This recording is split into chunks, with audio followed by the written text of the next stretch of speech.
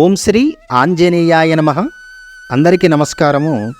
ఈ వీడియోలో ఏ పాపాన్ని గనక చేస్తే ఏ విధమైన జన్మ అనేది లభిస్తుందో ఈ వీడియోలో తెలుసుకుందాం. బ్రాహ్మణ హత్య గనక చేస్తే పాండురోగంతో జన్మిస్తారని, గోవును చంపినవాడు మరగుజ్జుగా జన్మిస్తాడని, స్త్రీని హత్య చేసినవాడు నిత్యం జబ్బులతో ఉంటాడు అని, మాంసాన్ని తిన్న బ్రాహ్మణుడు కుష్ఠివ్యాధితో పుట్టి సర్వబాధలు అనుభవిస్తాడు అని, పురాణాలని శాస్త్రాలని అవమానించినవాడు క్షయరోగంతో పుడతాడని, అబద్ధపు సాక్ష్యం చెప్పినవాడు మూగవాడిగాను, అబద్ధాలని వినేవాడు చెవిటివాడిగా పుడతారని ధర్మశాస్త్రంలో చెప్పబడింది.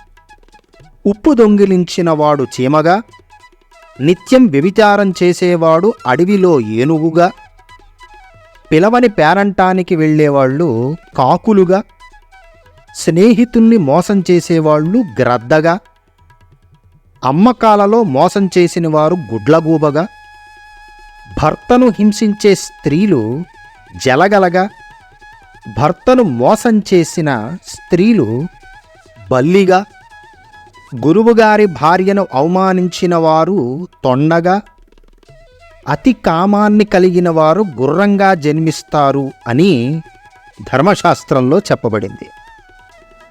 సర్వే జనాః సుఖినో భవంతు.